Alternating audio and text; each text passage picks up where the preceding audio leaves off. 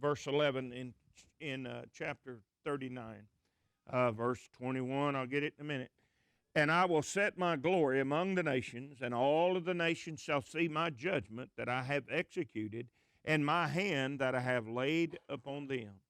So the house of Israel shall know that I am Jehovah their God from that day and forward. So this is a lesson for Israel. Remember, what he's purging them of is idolatry. All right, worldliness and idolatry. And then in verse 23 of chapter 39, and the nations shall know that the house of Israel went into captivity for their iniquity. So people are going to understand that when a nation denounces God, he's going to punish that nation. See, that's the point. So the world around Israel is going to know that God brought his hand against them, and that he is the one that has caused their carrying away, because they trespassed against me, and I hid my face from them, so I gave them into the hand of their adversary, and they fell all of them by the sword, and according to their uncleanness and according to their transgressions did I unto them, and I hid my face from them. That's Isaiah, 59, verse 1 and 2. Your sins has hid his face from you. Therefore, thus saith the Lord Jehovah. There's the power. That's the most powerful word in the Bible right there, translated Lord Jehovah. All right, there's not any stronger power in the Bible than that word. It's broken down into two for us. Now will I bring back the captivity of Jacob and have mercy upon the whole house of Israel. There's that Hebrew parallelism jumping right off the page at you. And I will be jealous for my holy name, and they shall bear their shame and all their trespasses whereby they've trespassed against me, when they shall dwell securely in their land, and none shall make them afraid. They're going to understand that sin is what took us there, and God's mercy is what brought us back. That's what he's basically saying. When I have brought them back from the peoples and gathered them out of their enemies' lands, and am sanctified in them in the sight of many nations, and they shall know I am Jehovah their God, in that I caused them to go into captivity among the nations, and have gathered unto them their own, and gathered them unto their own land. See, they've come back, okay? I want you to if there's nothing else that you learn from the book of Ezekiel, is they were carried off and scattered among the lands, and they are brought back, and they are brought back, and they're brought back. There's no coming back of Israel today, according to prophecy. Why? The prophecies were written before they came back, and so they came back. And it says here, guess what? They came back. They're brought back by God. And I will leave none of them any more there. See that? Neither will I hide my face any more from them, for I have poured out my spirit upon the house of Israel, saith the Lord Jehovah. God brought them back. So today, I remember in 90, when the wall fell and Russia said to the Jews, if you want to go to Israel, go. And we went into apartments in Bitter Bashan, which was the Jewish Autonomous Region. Everything was there. You could open the drawers, and there's the knife, forks, and spoons. You go to the closet, and there was normal clothes that people have in their house. Look down at the shoe racks, and there's the normal shoes. It was eerie. The beds were made, sheets and quilt and blankets on the beds, pillows there, everything's still there. In those apartments. They learned something from World War II. In World War II, they were told they could go, and they didn't. They stayed there because of their businesses, because of their money, because of their financial holdings, their material things. They stayed. And 6 years later, they were loaded on trains and taken to death camps. So when Russia in 92 said, you can go home if you want to, half the population of Beta Bashan went home, or they went to Israel. And these so-called evangelists in America started talking about the kingdom's going to come because all the Jews went home. Well, in the first place, all of them didn't go. About half of them did out of Beta Bashan. And in the second place, there's been no temple built on the old temple site that I'm aware of. So it didn't happen. Because in conjunction with all the Jews going home is what? Temple built. Don't forget that. Temple built. All right. On the old temple site right now in Jerusalem, what's there? Yeah, a Muslim mosque. Remember that. Okay? Now, we need to quit this, listening to this stuff about this premillennial kingdom and the 1,000-year reign of Christ on the earth. That is infantile Bible knowledge. It is. It is. It is. It is. There's no study of that. And I've seen the slides and the graphs and the videos about the earth going to come back together and there's going to be one road and it's all going to go to Jerusalem. I've seen all of that. I know about all of that. But the point made is that what does that do with Jesus and the church? What's it do? It rejects it, and made Jesus die as a martyr. And if he died as a martyr on Calvary, he was not whom? He was not the Son of God. You have to get back to the basics with this. Calvary was no accident. See, the premillennial have to admit that Calvary was an accident that God misfigured on the intent of the Jew. My God made a mistake. Yeah. Yep. He made a mistake. He didn't figure the Jews quite so hostile, so he's going to send them back and do it again the second time, and everybody's going to be smiles. So what's he going to do? Die on the cross again? See, when you get to pushing that doctrine, brethren, and I mean get in there and push, it's just like the witnesses of Jehovah that knock on your door. They're not witnesses, nor are they of Jehovah. And just ask one of them, how can I get to heaven? That's all you got to do. The whole conversation will stop. Well, I want to go to heaven. How do I get there? That's all, folks. You know, because you're not, in their doctrine, you're not going to heaven. Yeah. In your doctrine, you're going to be hand servants of those that are in heaven. You know? That's right. Read their doctrine. They don't even have Jesus as God. They have him as a figurine of the gods. Read that and let them say, let me see your Bible. They'll hand you their Bible. Open it to John chapter 1 and read 18 verses and then stop right there. That's all you got to do. Read them 18 verses. And you'll find out that Jesus is some kind of less than the angel being, a little lower than the angels is what they talk about. So don't be afraid to fight this insidious poison. Don't be afraid, you know. It was defeated years and years ago by great men like Foy E. Wallace Jr., J.W. McGarvey. Those great men, they beat this out just like the instrumental music thing. That's all been whipped and beat up and put up and shut up, and here it comes again. Why? Lack of education, and that's my fault. All right?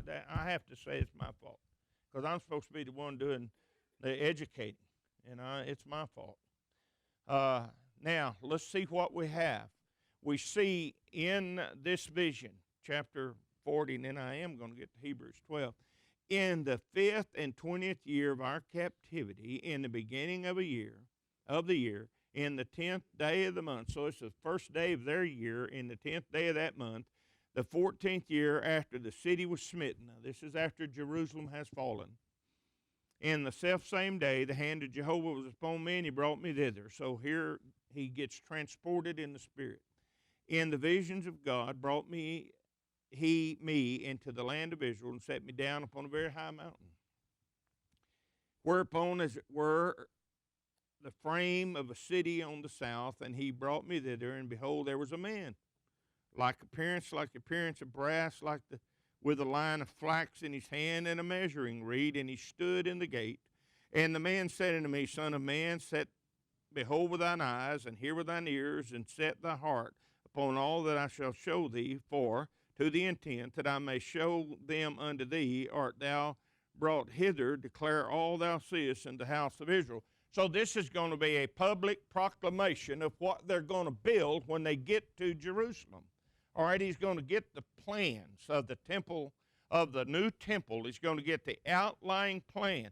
This one is going to have,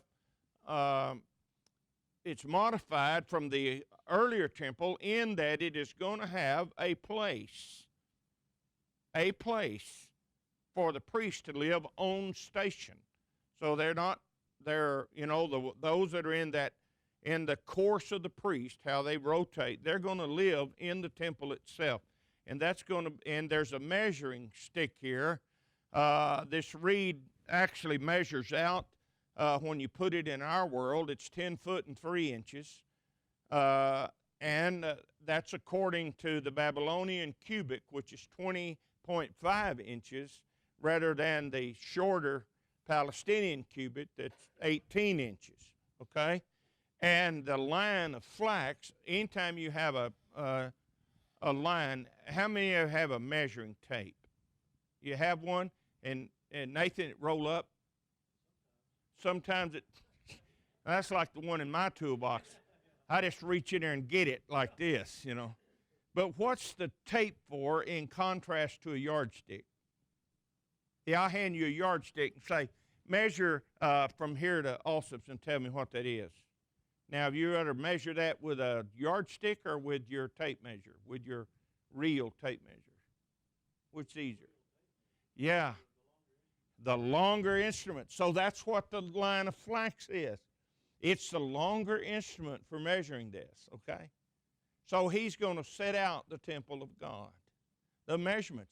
And this individual, this angelic being tells him that you're going to publish this. Everybody's going to know.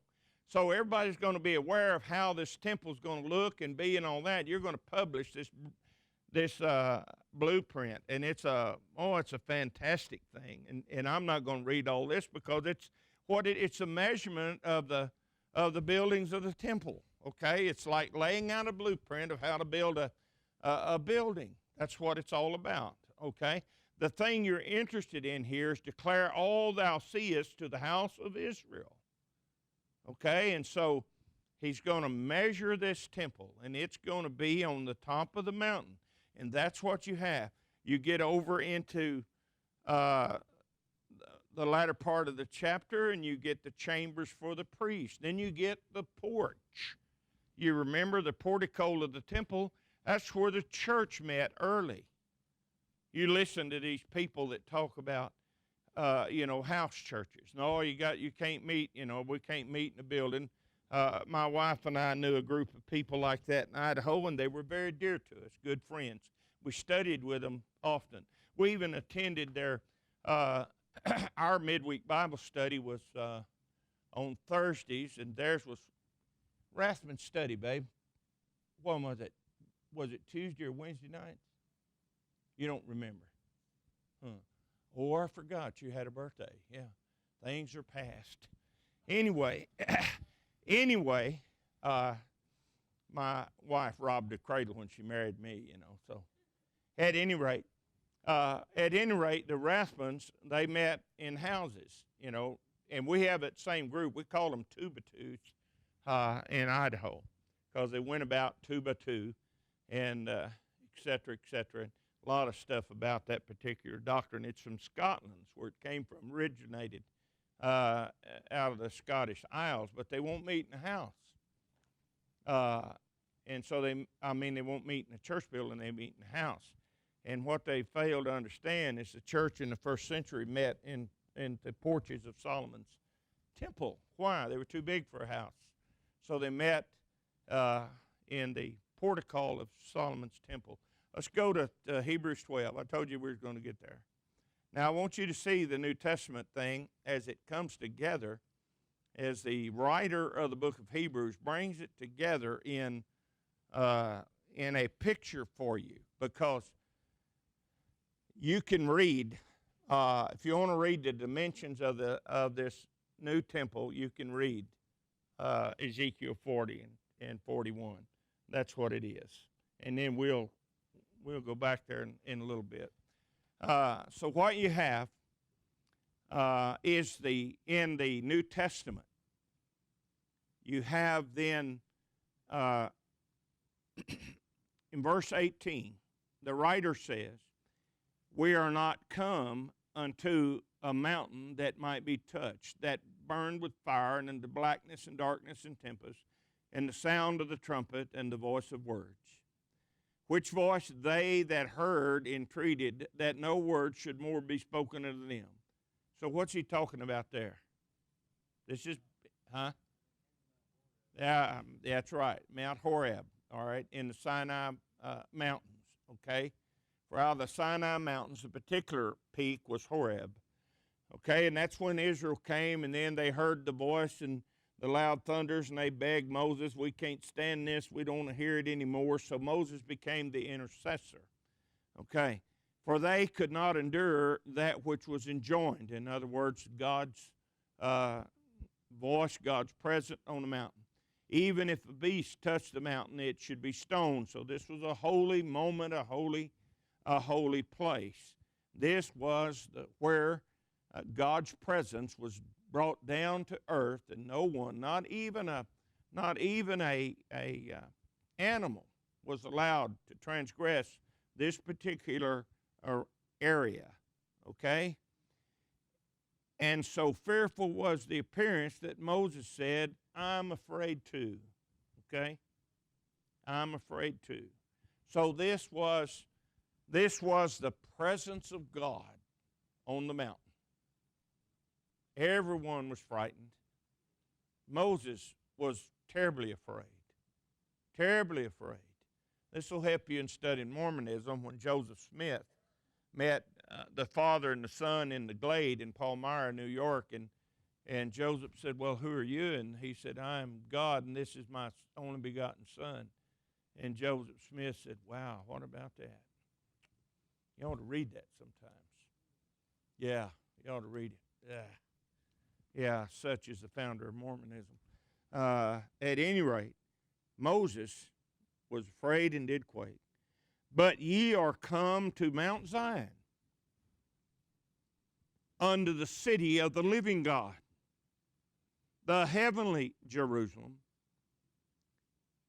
and to the innumerable host of angels, to the general assembly and church of the firstborn ones who are enrolled in heaven, and to God, the judge of all, and to the spirits of just men made perfect, and to Jesus, the mediator of a new covenant, and to the blood of a sprinkling that speaketh better than that of Abel, see that ye refuse not him that speaks." And so listen, see. "For if they escape not when they refused him that warned them on the earth, how much more shall not we escape who turned away from him that warneth from heaven? Whose voice then shook the earth, but now he has promised, saying, Yet once more will I make to tremble, not the earth only, but also the heaven." And there he's talking about the destruction of Jerusalem. "And this word, yet once more, signifieth the removing of those things that are shaken, as of things that have been made, that those things which are not shaken may remain. Wherefore, receiving a kingdom," that's Daniel 2:44, "that cannot be shaken, let us have grace whereby we may offer service well-pleasing to God with reverence and awe." Now, the point is, we have come to what? We have come to Mount Zion. All right, he's using the Old Testament figures as the place where God is. All right? So we have come to Mount Zion. There's one figure. We have come to the city of the living God. There's another figure, the heavenly Jerusalem, and to innumerable hosts of angels. You see that? To the general assembly and church of the firstborn ones who are enrolled in heaven, and to God, the judge of all men, and to the spirits of just men made perfect, and to Jesus, the mediator of a new covenant, and to the blood of sprinkling that speaketh better than Abel. So he's saying, you're there. You were there. You have arrived. So listen up. Don't be like them that didn't listen. You listen up. See that? See that you refuse not him, verse 25, that speaks. All right? That takes you back to chapter 1, doesn't it? God used to speak to the fathers and the prophets, but divers different ways and different portions. But now in these last days, he speaks to us through whom? All right, so don't you not listen. See? Don't you not listen. So the Hebrew writer puts a lot of those figures in the Old Testament, puts it all together and calls it the church of the firstborn ones. Yeah, the ones that have been born from above. Church of the firstborn, who's that? Jesus.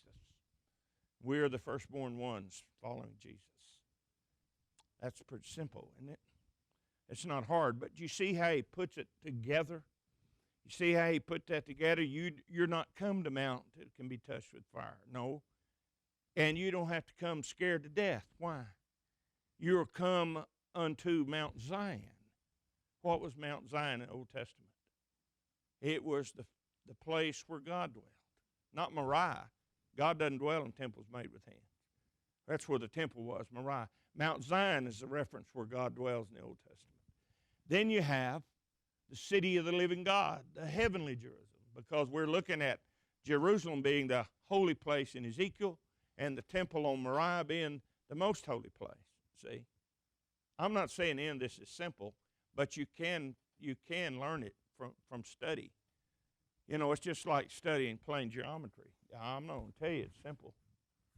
But after you get into it and you start applying and you learn terrible words like hypotenuse, you know, and things like that, then you can stagger along the first 6 weeks. And then by the end of the first semester, hopefully you've picked up pretty good. And then you're able to do geometry. Or you're able to do different formulas in algebra. And you don't start off that way. You have to learn it. And that's what this is, a learning process, brethren. What you have, let's go back to Ezekiel now. What you have in this prophecy as it winds up, you have the wonder of God bringing his people out of captivity and reminding them of that sin. So they do carry a remembrance that we are sinners. And they do carry a remembrance of this is what happens to us. And so, see in chapter 41, in verse 4, and the Bible says, here's what you have, verse 4. And he measured the length thereof 20 cubits, and the breadth 20 cubits, before the temple. And he said to me, this is the most holy place. And so he measures out this temple. And so you read through this chapter, and he's still measuring. In chapter 42, did you see this? It is the buildings of the entrances and the egresses and the different things. Then you have the last part of 42. You have the external measurements. And then you look down in verse 20, and he measured it on the four sides, And it had a wall round about, the length 500, and the breadth 500, to make a separation between that which was holy and that which is common. So there's a wall. Remember the Gentiles, the court of the Gentiles? Remember, they were allowed in the temple arena, but only to a certain place. Remember that? All right.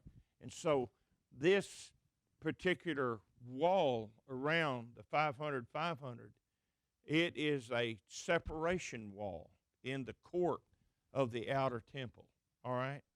And so later on, the separation thing became known as the court of the Gentiles. The Gentiles. All right. So the proselytes, they could come in, but they could not go past this. Okay. They should not go past this. And so what you have is the building of all of this. And then in verse 43, we get back to the people. We get back to the holiness of God. We get back to, in verse 10 of 43, thou, son of man, show the house to the house of Israel, that they may be ashamed of their iniquities, and let them measure the pattern. And if they be ashamed of all they've done, and made known unto them the form, and make known them the form of the house, and the fashion thereof, and the egresses thereof, and the entrances thereof, and all the forms thereof, and all the ordinances thereof, and all of the forms and all the laws thereof, and write it in their sight, that they may keep the whole form thereof, and all the ordinance thereof, and do them. This is the law of the house upon the top of the mountain. See, it's not on the slope anymore, it's on the top. The whole limit thereof round about shall be most holy. Behold, this is the law of the house. So he is causing the people to recognize holiness. For they had destroyed that, remember? They had even carried on their idolatrous services in the court of the old temple. Remember, we read about that. All right, and so what's the point here? The point is, this is holy, and this is the say on the matter. See, behold, this is the law of the house. And so he is going to make sure that Ezekiel gives the understanding to the people, take off your shoes, you're on holy ground. But you've seen that in the other prophets. You've seen that in Daniel 5. They've taken that which was used in worship toward God, and they've made it an everyday thing, and they're using the containers, they're using the platters, they're using all that, and they're just having a good time, and all of a sudden a hand comes out and starts writing on the wall. The Bible says the hip joints went slack, and the knees smote one against the other. That kind of reminds me of myself when I get up to preach. Yeah, my hip joints go slack, my knees smote one against the other. And it really starts a rumble when I tried to lead singing. But you see, the point is they had taken that which was purposed toward God and used it in an everyday fashion, and God does not tolerate that. He just don't do it. He don't tolerate that. And that's what verse 12, or rather 10 through 12 is about. You do, in chapter 43, you do not take or use what's holy toward God in an everyday fashion. You don't do it. Not if you want to see God in glory. So we turn the page, and what have we got? We've got the measurement of the altar, and then in verse 18, he said unto me, Son of man, thus saith the Lord Jehovah, these are the ordinances of the altar in the day when they shall make it to offer burnt offerings thereon and to sprinkle blood thereon. Judy Ann's reading her Bible last night, and she was coming through what chapter were you in, babe, that you said all of this?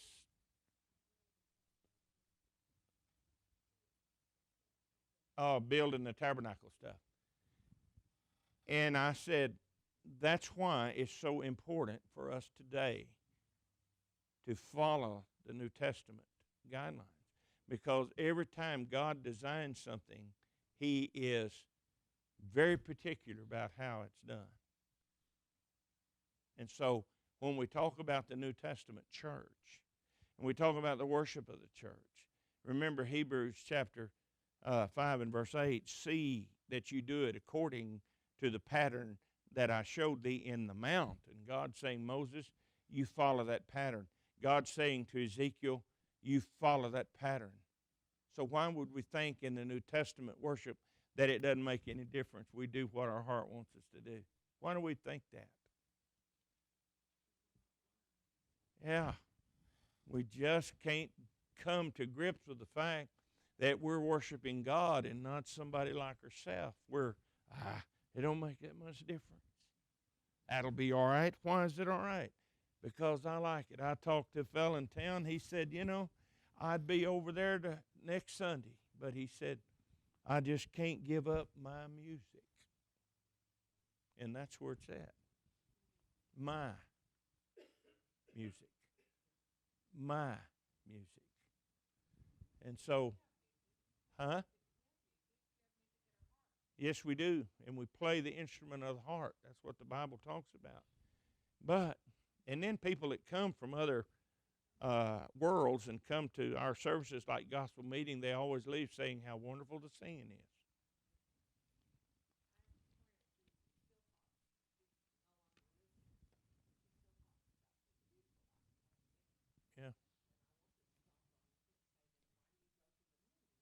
Yeah. Yeah, when do you do that? Yeah. I appreciate your attention. Yeah. But I didn't read all of the hammer and nails, the building of the temple thing, because, you can read those measurements, and this is the rooms for the priest. Here's the entrance on the east side, and here's the egress, and, you can read all that yourself, but understand the thing is to get back to holiness, holiness, holiness, because they had so desecrated everything that was holy. And that's why there's such a tremendous accounting of how you build this thing. It's important you build it just like I'm telling you.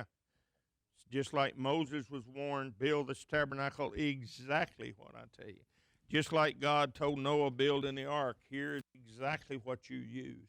God has built the New Testament church through the blood of Jesus, and He says, here's how it's done. Here's how it's done. It's amazing, isn't it? Good study. Thank you for your attention this morning. I appreciate it.